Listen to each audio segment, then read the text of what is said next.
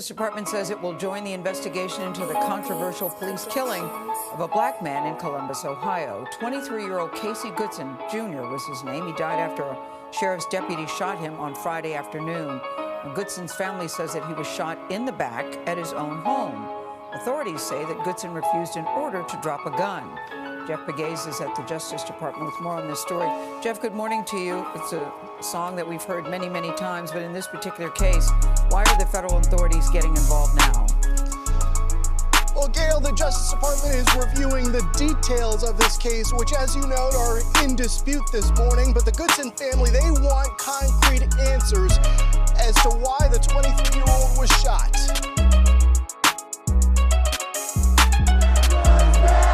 Black Lives Matter! Black Lives Matter! We are the guys! We are the guys! We have to act like it! We have to act like it! We are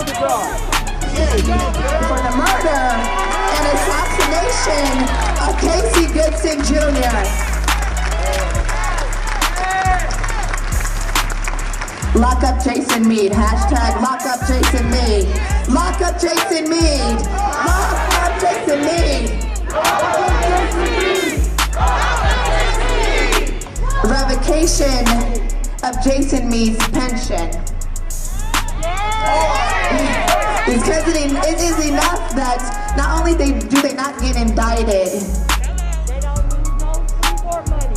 excuse me, it is enough that not only do they get indicted, and the least that what they do is fire them or put them on desk duty. But when they get fired, they're sitting on cushy pensions that belong to the community because we pay their tax dollars. Yet they continue to kill us. Third demand, transparency. Complete transparency, not the transparency that we are used to being fed by this city's officials, the word of mouth. We're asking for complete transparency in the investigation and release of all videos and audio recordings. Because they say there was no body cam, but you cannot tell me by looking at the first video when the police were on the scene of the crime, on the scene of the murder, the assassination of Casey Goodman Jr., that not one of them didn't have their body cam turned on or their dash cam video turned on.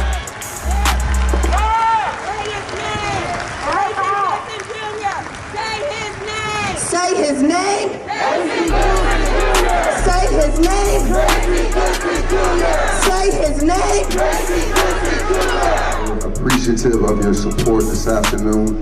The reality is these are incredibly trying times. I am a father of 3 children.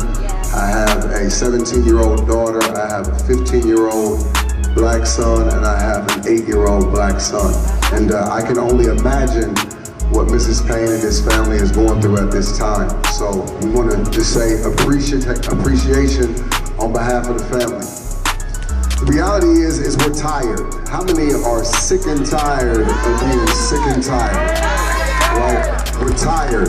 We're tired of black and brown men and black and brown boys being treated as if they're a threat to society. We're tired. We're sick and tired of black and brown men and black and brown boys being the victims of senseless violence from those who have been elected and those who have been called to protect and serve. We're tired. We're sick and tired of a system that protects them, and we're sick and tired of a system that would hide evidence and cover up the truth in order to protect their own instead of protecting the citizens of this great city and our community. How many are sick and tired of being all men and all women were created to be equal? Right? That's what we profess, but as a nation, that's not what we practice. And what we're asking is, we're just asking for the American dream to be our reality. We're asking for the American dream not just to be a reality for those who live in the suburbs or who may be of a lighter hue when it comes to the color of their skin, but we're asking for the American dream to be everyone's dream, right? We want to see what's practiced, what is professed in the founding documents. So first and foremost, we're tired. But the reality is, family, is if we are going to be successful in this journey towards justice, we can't just be tired, we also have to be together.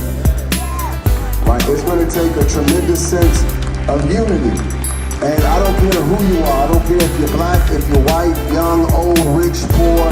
I don't care if you're a preacher, a politician, if you're a lawyer, if you're a family member or a friend. The reality is that we are going to be successful in this journey towards justice. We are going to have to do it together, right? It's like the movie Drumline. We got to be one voice and one sound, right? We got to be in unity with Mrs. Payne and her family members. We got to be in unity of our support. We got to be in unity of conveying the message that she's asking us to convey and Attorney Warren's asking us to convey. Right, so number one, we're tired. Number two, we got to be together. Not only in support, but we got to be together in demanding truth. Somebody say truth. Truth about what? Number one, truth about Casey. Right? Anytime this occurs, what they try to do is they try to release a false narrative on the victim in situations like this. So what we want is we want truth about Casey. Somebody say his name. We want truth about Casey Goodson Jr. Right? We want truth. This was a good man. Right? This man was not a threat to society. This was not a hoodlum. This was not somebody who was involved in criminal activity. He did everything the right way, right? We want to tell the truth about who Casey was, right? He was a son, he was a brother, he was somebody who loved to protect his family. This was a man who was bringing a meal home to his family, right? He was a good man. He was a good man. But not only do we want the truth to be told about Casey, but think about that name, Casey, right? We want to see the truth about this case. Right, we want transparency, we want accountability, we want all the facts to be laid out on the table, and ultimately, I believe this, because we're tired, because we're together, and because truth and transparency is going to come out, I believe that there will be a trial, right? Because it's time for change in Columbus, Ohio. It's time for change in the state of Ohio. It's time for change in the United States of America. Somebody say his name. Casey Goodman Jr. Say his name. Casey Goodman Jr. Family, if we can come together in a unified prayer, and then we're going to turn it over to the next speaker. Let us go before the